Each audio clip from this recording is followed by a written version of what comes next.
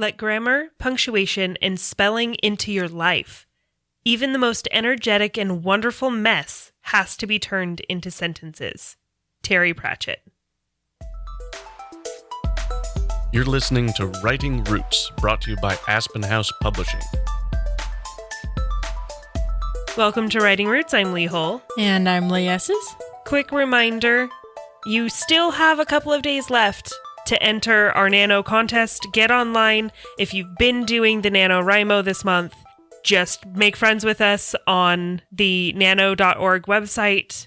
I am Lee Hull. She's Lee Esses on there. Find us. We also have some links on our own website, so you can enter to win some sweet, sweet merch. And it's free. All you have to do is let us know you participated, and yay! We just want to celebrate that with you. Because Nano is a wonderful accomplishment. Even if you don't get those 50,000 words, it is still a huge deal. Which, to be honest, I don't know if I'm going to make it this year. It's going to really push it for me to make it this year. I'm about 6,000 words behind.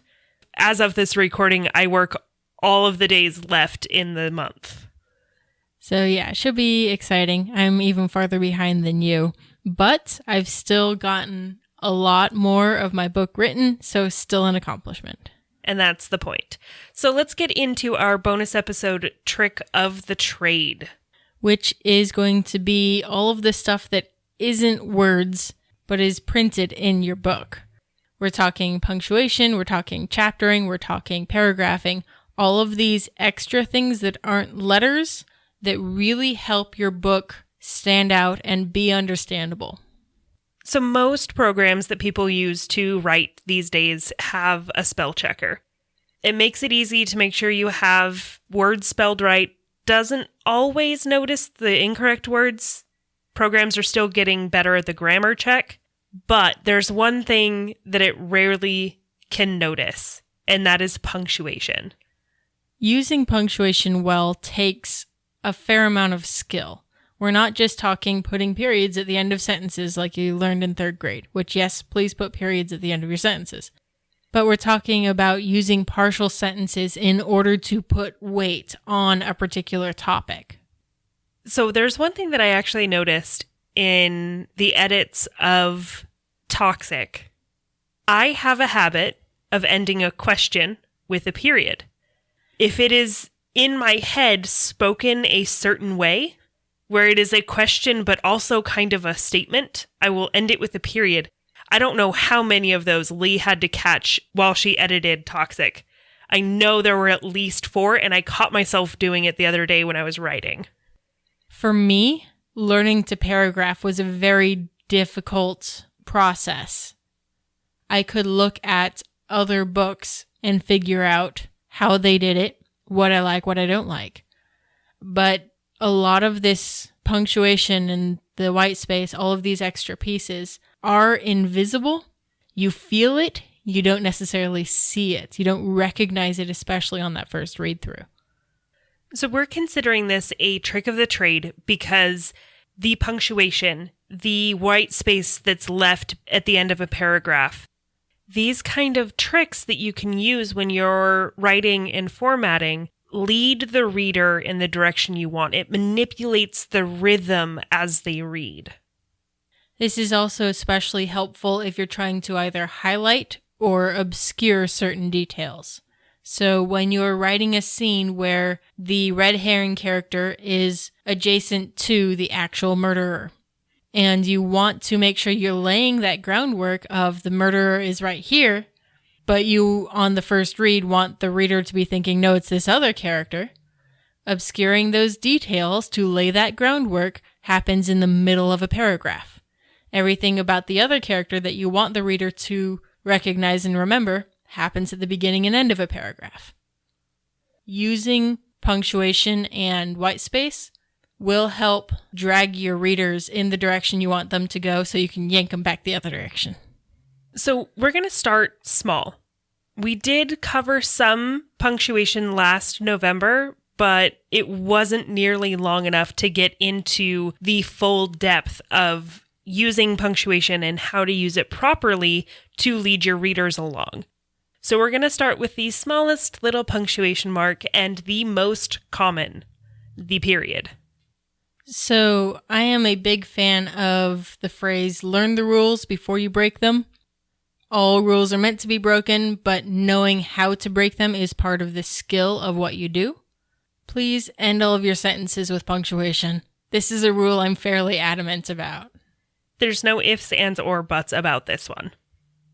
Asterisk. I do have qualms with how we use periods in relationship to quotation marks. I'm getting strange looks from my editor right now. You can probably all imagine what she's looking at me like. Most of the time, I completely agree with the rule. The rule is the period is always inside the quotation marks no matter what. If there are 3 signs, one says enter, one says do not enter, one says stay, and I'm putting that text in quotation marks for whatever reason, then I want to be able to put the period at the outside of the quotation marks. This is not technically accurate, but I think it's a stupid rule, so I do it that way anyway, and I just make Lee fix it for me. Yes. This is one of those where the punctuation is not malleable. You don't have the option to shift this one. If you put a punctuation mark outside of that quotation mark, a period, a question mark, whatever it is, you are going to get dinged by an editor. Just make sure everything else is right so you can make your point.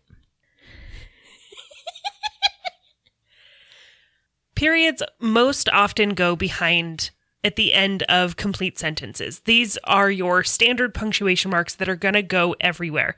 But it's not just complete sentences that you have a period behind. If you have an incomplete sentence, finish it with the period unless they're getting interrupted.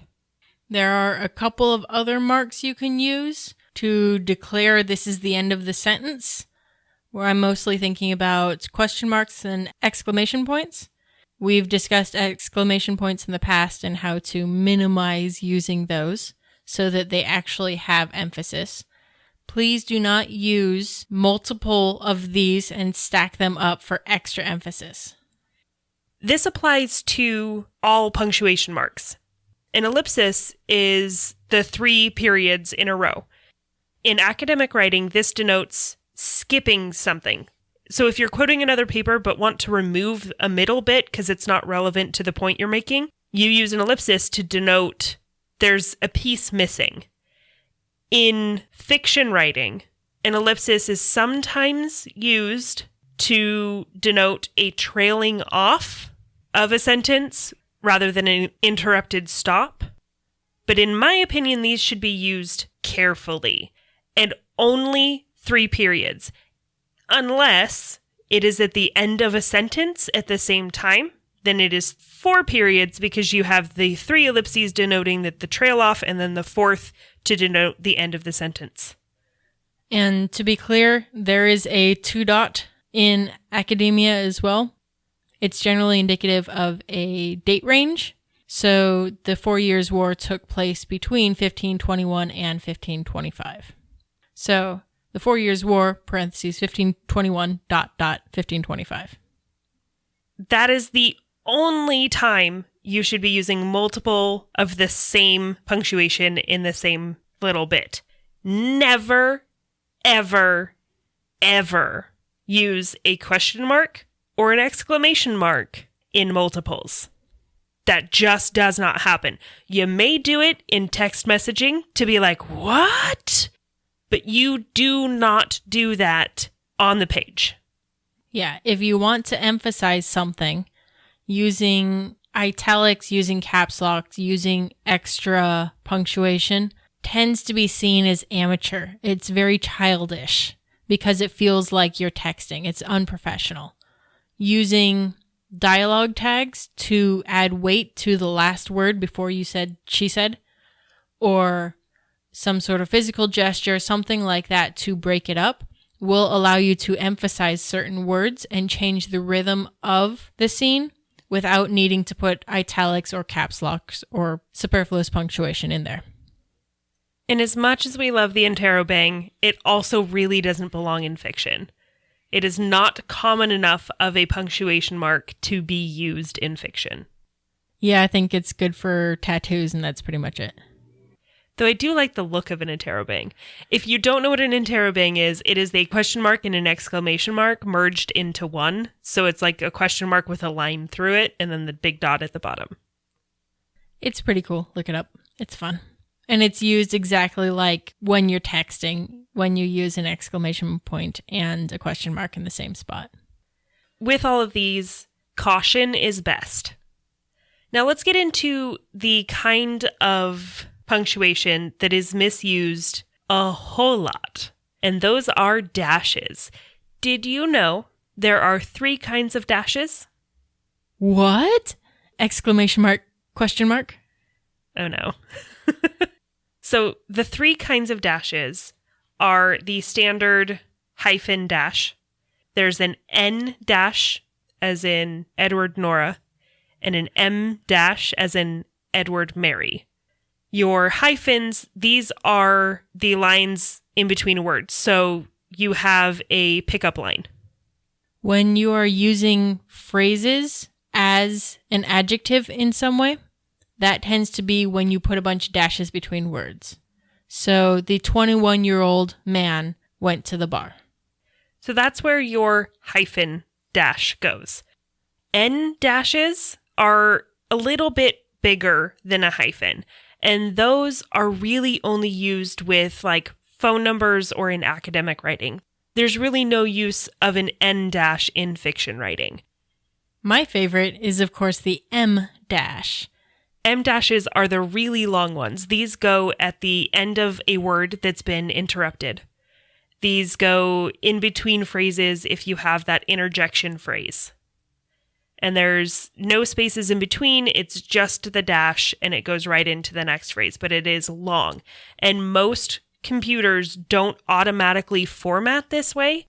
In Google Docs, I set up a special character so that if I hit my hyphen twice and then space, it'll automatically revert to an M dash. So we've now talked about 2 different kinds of ways of replacing words with punctuation. Either you can do it with the ellipsis, if somebody is trailing off, you're sort of replacing words, or academically, replacing words with the ellipsis. If somebody's interrupted, you just go dash. Another way to replace characters and replace letters is the apostrophe. Mostly when you're doing contractions, you're smashing a couple of words together. Where the letters disappear, that tends to be where the apostrophe is. So if I'm saying y'all, it's not Y-A apostrophe L-L. It's a smash together of you all, the O-U and U. That's the part that was taken out. That's where your apostrophe is going to go instead. Apostrophes are also used to show possession, asterisk. When you have a noun and you are saying, that is Sarah's guitar, there is an apostrophe there. If it's a pronoun, then no, there's no apostrophe. So that's talking about his, hers, its. If a name could be put there but isn't in this particular case, then there aren't apostrophes in that realm. Because you would say it, that's her guitar, or that guitar is hers, and there's no apostrophe in that sentence. But if we're saying that guitar is Sarah's, then there's an apostrophe. We have the name, we have the noun, not just the pronoun. Now, the one word that throws most people off is its. We were talking about having at our launch party a pin the tail on the donkey style game where people spin around and try to pin the apostrophe on the its. Its is one of the exceptions here. Because you can have its as in it is, or its as in that is its tail. The only time you use an apostrophe in the word its is if it is that contraction, if you are using it in place of the I in is. Its possessive is not apostrophied. We're not sure that that's a word, but you get what we're meaning here. Of course, if I'm going to see repeated errors in anyone's work, they're often going to be these apostrophes, or they're going to be You guessed it, misplaced commas. It's like the subtext apostrophe. If you aren't sure if a comma belongs here, don't put one in there. More often than not, I see one in the middle of a breath, in the middle of a phrase. So this is one thing that I struggled with when I was first learning how to write creatively. Because I was always taught that commas go when you pause, if my brain paused on a phrase, I would put a comma. I had commas everywhere, and I had a teacher once tell me in almost these words that I was a comma whore. Oh, geez. Because I used them everywhere. I still use a lot of commas, but I've gotten a lot better about making sure they're in the right places.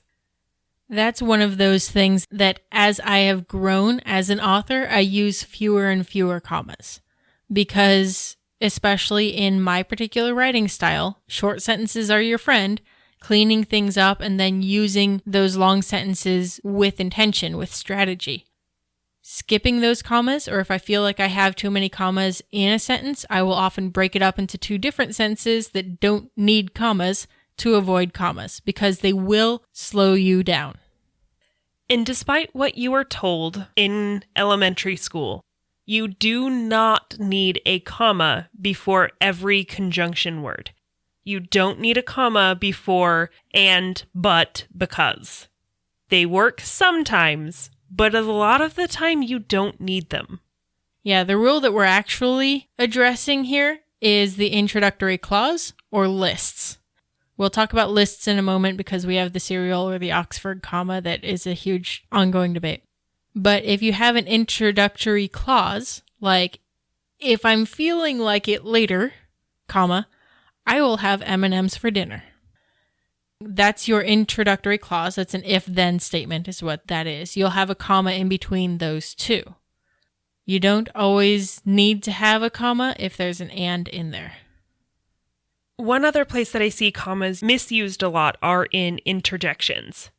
Yes, commas can go in interjections, but anymore in fiction writing, a lot of the times you will want to use your em dashes. The Victorian era absolutely loved interjection commas. Yeah, they would have sentences inside of sentences inside of sentences. I'm not sure their readers breathed, because that's one of the things that you wield, especially your punctuation, around is breathing. Your readers will breathe when you put a period or a comma in there. They'll take a deeper breath on a period. If you look at Sir Arthur Conan Doyle, or Charles Dickens is pre-Victorian, but if you look at these period writers, they have a bajillion commas in there because they can effectively. So use your interjection commas sparsely. Your shorter sentences are better. Your readers can follow them more. So you can have a max of one interjection in a sentence. Think really carefully whether it needs to be a comma or an em dash. Em dashes tend to be a separated thought, kind of a tangent thought. A comma is in that same flow, but slightly different interjection thought. And to be frank, I'll use these fairly interchangeably, depending on how many commas I have in between the beginning and end of the interjection. So if I'm having a list in the middle of the interjection, I'll definitely use dashes on the sides, because that separates it a little bit more than just the commas would. Because I use a lot of dashes, I base it on whether or not I've had a dash recently. Okay, that's fair. I do that in the editing a fair amount. So let's move on to the next use of comma that is rather controversial. I almost wanted this to be a versus episode, but I think we both fall on the same side Oxford here. comma, Oxford comma. So what is an Oxford comma? These are your commas at the end of, say, a list, where you'll have a comma and last item. A classic example of this is when the first thing could include the second and third thing. So I went to the party with the strippers, JFK and Einstein. if you don't have that comma in there between JFK and Einstein, then it looks like JFK and Einstein are the strippers. If you do have it, then they're 3 different groups of people. There's one of my favorite examples is actually tweeted out by Neil Gaiman, and it's a quote saying, "Good Omens was co-written almost 30 years ago by Sir Terry, comma, who died in 2015 after a public struggle with Alzheimer's, comma, and Neil Gaiman." And his tweet said, "I was grateful for the comma, because without that comma, it would suggest that Sir Terry died after a public struggle with Alzheimer and Neil Gaiman." Which, if you read the book, that almost makes sense. I think technically that's an interjection comma, but it represents the point still the same with the Oxford comma. Without that comma, it changes the meaning of what's said. You'll also hear this referred to as a serial comma. The first time I heard someone say that, this particular person reads a lot of engineering manuals, so I'm guessing that's where he picked that up from. But it's basically the comma before the last item in a list, and if misplaced, can be very confusing. But the other side of the argument is minimizing the amount of punctuation makes people read stuff faster. So I just read another tweet from Neil Gaiman. "I stand with my parents, comma, Charles Darwin, comma, and God." Without that Oxford comma, his parents were Charles Darwin and God. So there is another place for commas. If you are preceding a quotation with a phrase, so saying something like, "She threw her hands in the air and said, comma, space, quotation mark, and then her sentence." I do want to point out she said phrase, not sentence. If that first chunk is a standing sentence on its own, then it's a period, space, quotation mark. So she threw her hands into the air, period, space, quotation mark, such and such. That in and of itself is its own sentence, and that in this case will replace a dialogue tag because you don't need to say and said. But if you said she said, comma, space, quote, chocolate chip is the best cookie ever, then you need to have that comma in there because you're connecting what should be a sentence and a half a sentence. And honestly, when in doubt, just take it out. You're going to annoy far fewer people if you have no commas versus if you have a bajillion extra commas. Your editor will be much happier to be adding commas than to be taking them out. It's easier to add them into places we know they belong than take them out of places that are just unnecessary. I would rather add in fewer commas than take out a trillion of them. One quick thing, I know we didn't talk about quotation marks outside of in relation to other punctuation, but one thing that you should never, ever, ever, ever, ever, ever, ever, ever do is use a quotation mark as emphasis. Quotation marks do not denote emphasis.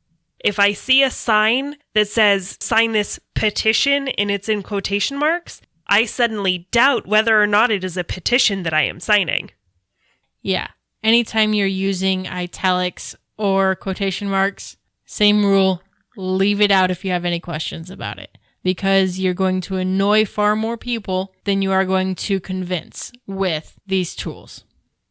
So there are great uses for all these bits of punctuation that we've talked about. You're conveying information without words. You're changing how your reader is breathing and how they're feeling with these commas and periods and question marks, and you're changing the inflection of the characters that are speaking. There's a lot that you can do with this particular style of punctuation. I did want to cover a couple more. Most of you, our audience, are fiction authors, so these aren't necessarily going to apply to you, but I didn't want to leave them out. There are some punctuation marks that you'll pretty much only see in academic writing, occasionally self-help instructional kind of books. Top in these lists are the semicolon, the colon, and the parentheses. You will occasionally see these in fiction, but they are very rare and usually would be better off with other kinds of punctuation marks. Yeah, more often than not, you are pulling away from this story and distracting from the story by using weird kinds of punctuation. So you're better off, in the case of parentheses, using those dashes, using those commas. In the case of a colon or a semicolon, use a period. If you're going for a strictly academic style, then you want to use a semicolon and be fancy about it. Make sure you look up how to use it, because if you do it wrong, it's a mess. It can be very disastrous. You will also see the comma used in place of the word and in a lot of academic writing, especially in journalistic writing. Headlines specifically are designed to pull out as many words as possible while still conveying the same idea. They get rid of a lot of your conjunction words, a lot of unnecessary filler words, and use commas instead.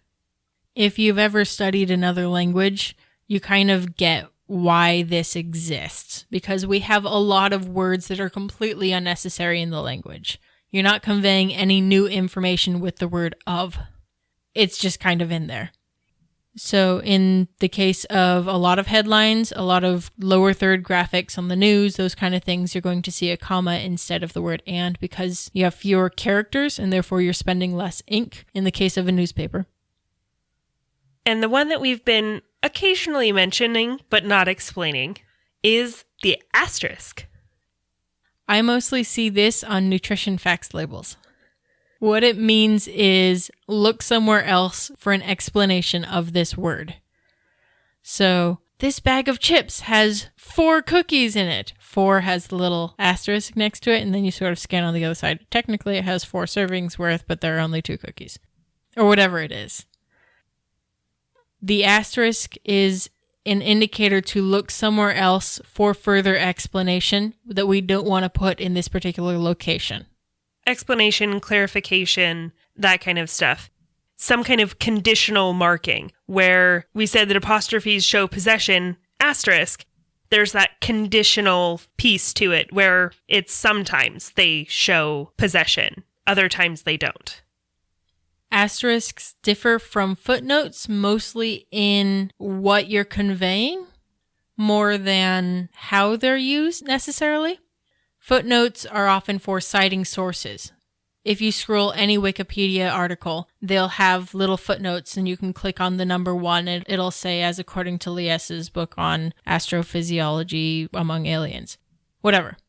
It'll often be a citing the source, so you can reinforce that point more than an addition to further explain that particular thing. If you've ever looked at a Wikipedia article, you'll see footnotes all the time. It's that little number that's up above the word, and then you can click on it and it'll take you to the source. That is a footnote. I am, in my current work in progress, I'm writing it in an academic style. So the author is kind of a character. He's the researcher 500 years later who is putting all this information together of these fantastic events. So there's a fair amount of footnotes throughout the entire thing. The sources I had differed here on the translation of this word and blah, blah, blah. It is in there strictly to have it feel like an academic paper and not necessarily to actually add to the storytelling at all. So we mentioned it briefly at the beginning. We're going to move on from punctuation to another piece of the formatting and writing process that leads your readers, that directs them where you want to go just by how the page is laid out.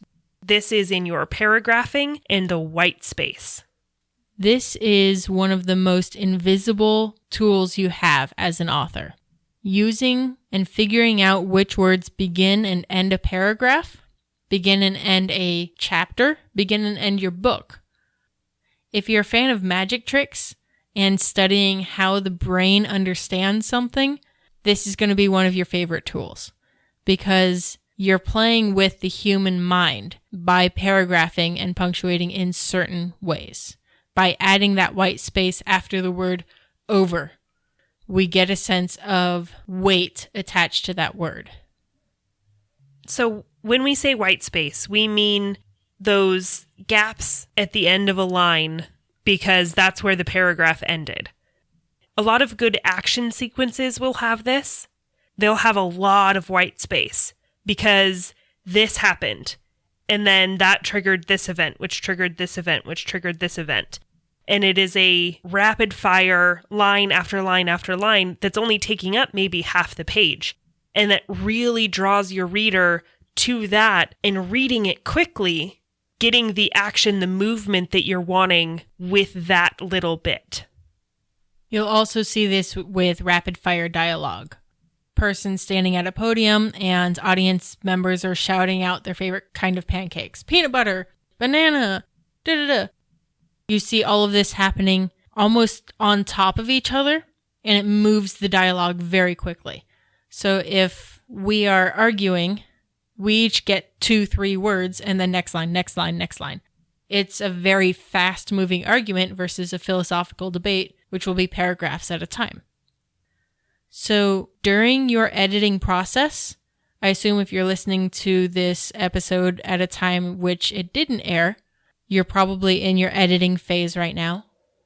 I want you to pay special attention to the first word of every paragraph and the last word of every paragraph. Are these the words that you want to stick in your readers' minds?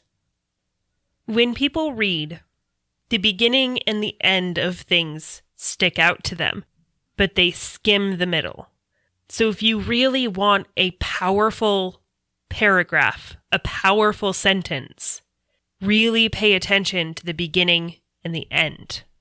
Make sure that it's something that will impact your readers in the way that you want. Like the example Lee used, where you have over and then there's white space. So if you're having a character go on a rant and breaking up with somebody and they end it with, it's over, that has a very final feel to it. And it has that weight and impact that's needed if you give it that space and if that is the end of that paragraph. Catherine shook her head, eyes wide, before answering. It's impossible. If I had put the phrase, it's impossible, at the beginning of the paragraph instead of the end, the first word is it and then the last word is answering, neither of which are very interesting words. Catherine and impossible are much stronger words for the beginning and end of that particular paragraph. So aside from that, you don't want to just paragraph based on the feel. That's something you want to look for in edits, but as you're writing, there are actually times to have a new paragraph regardless of the impact. Generally, the rule of thumb is if something is responding to something else. This happens dialogue. I am responding to you. New person talking, new paragraph. If I am answering you without words, you say I smell funny, I throw a fist. I am still responding to you, just not verbally. So if there's new dialogue from a different character, if the subject of the moment has changed, those are different paragraphs. So in my book, if I'm talking about Thea's internal struggle, and then she starts to notice Logan's facial expressions, that's a new paragraph because she went from herself being the subject to Logan being the subject. But generally, if you have a character sitting there staring out at the city, contemplating life, he's even responding to himself. But what about this? One of my favorite ways to start a paragraph in that particular style is with the word but. I've noticed. It's a great way to prove that you're answering and not just continuing the paragraph. You will also sometimes hit enter twice in order to create what's called a scene break. So it's not necessarily the beginning of a new chapter with a new number and all of that, but the definition of a change in scene is either a change in location or a change in time. Scene breaks are different from paragraph breaks. When you're doing a standard paragraph break, do not hit enter more than once. There are a few minor exceptions. In my current work in progress, I have letters written by the bad guy sent to my main character. And because I am also indenting them because it's a few paragraphs worth of letter, I am doing that double enter break there. But when it comes to a normal paragraph break, it is one single enter and that is it.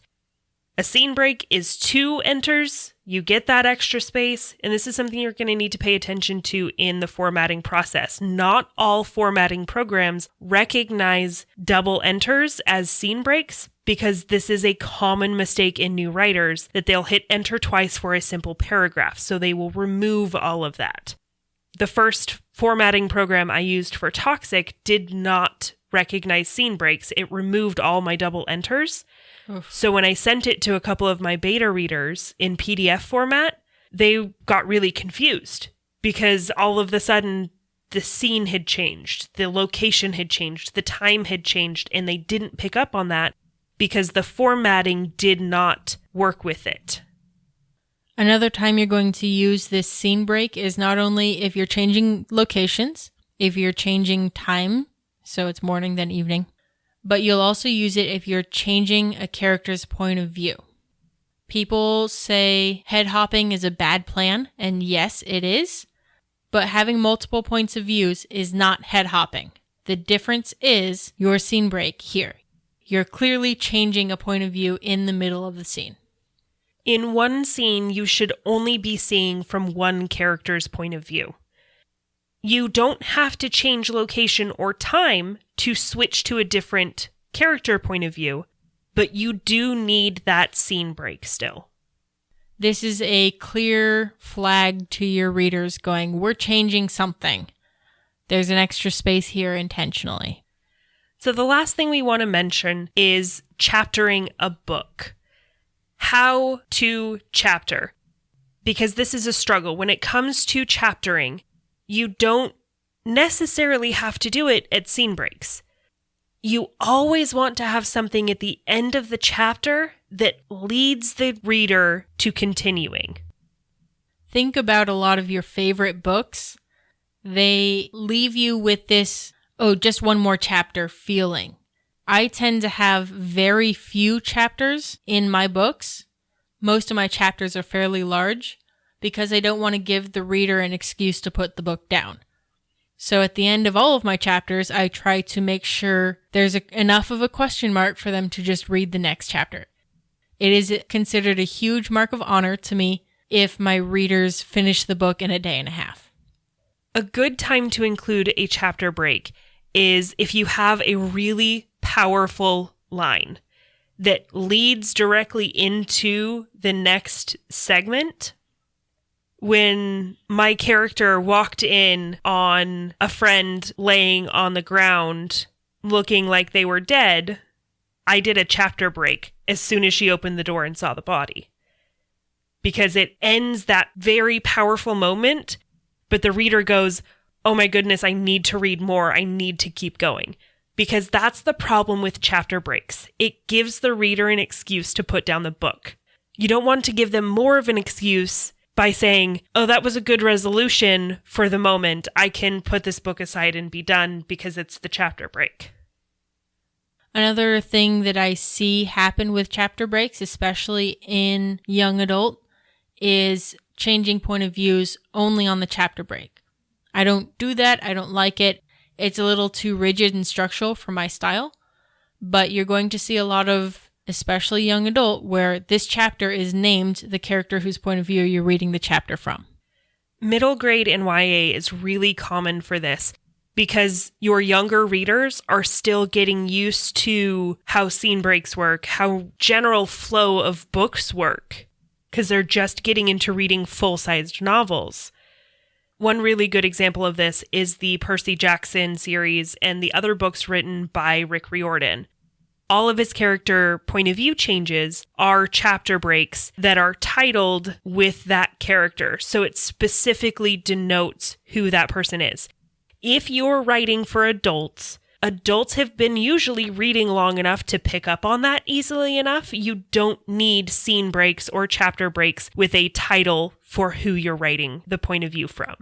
Generally, if you feel like there's a question mark, your editor or a beta reader says, I didn't know whose point of view this was until this moment, the first name that you show in the scene should be the point of view character's name.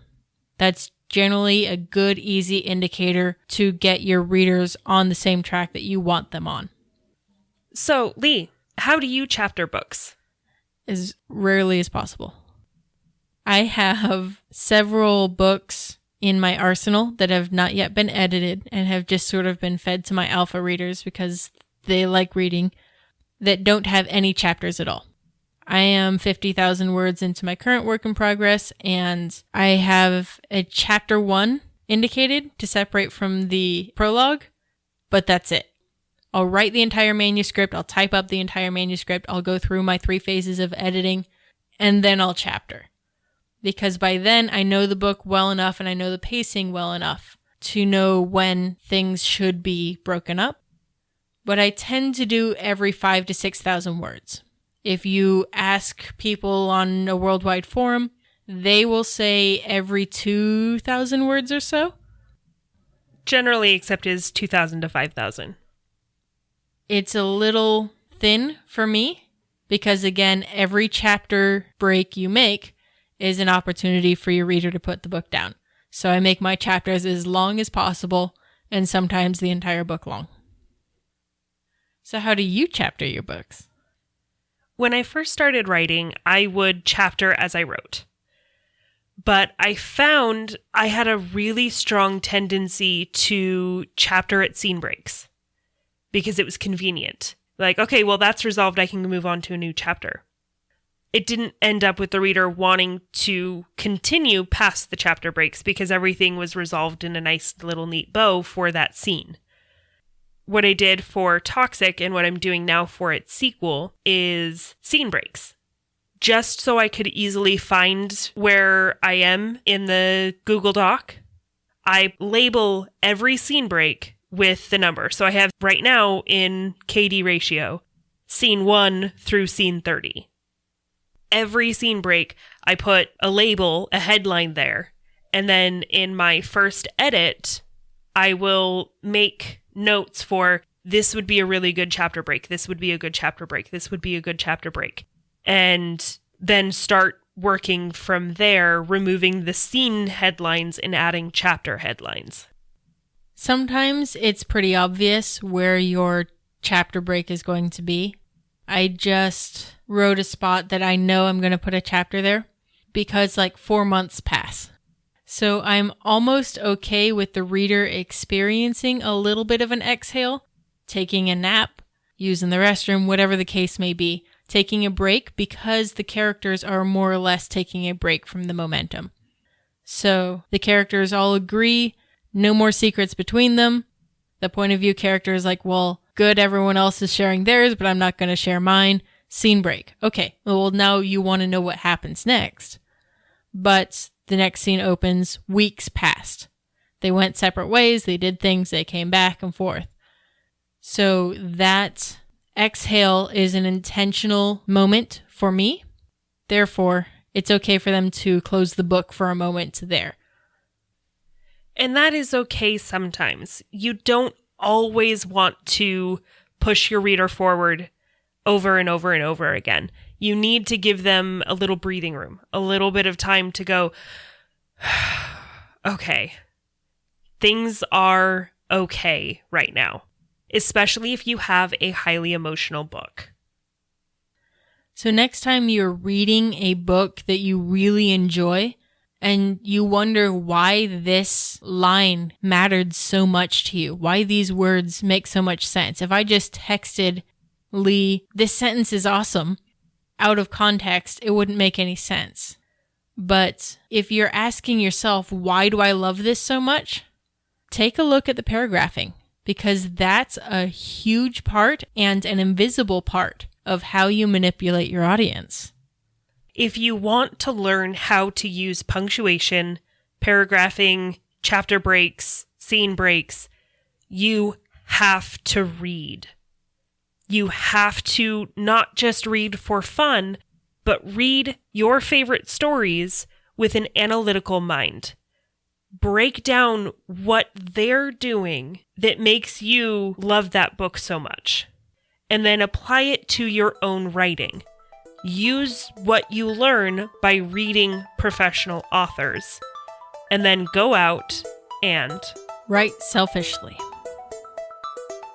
If you have a question or comment for our hosts or a topic you'd like us to cover, send us an email at writingroots@aspenhousepublishing.com or find us on Facebook by searching for Aspen House Publishing.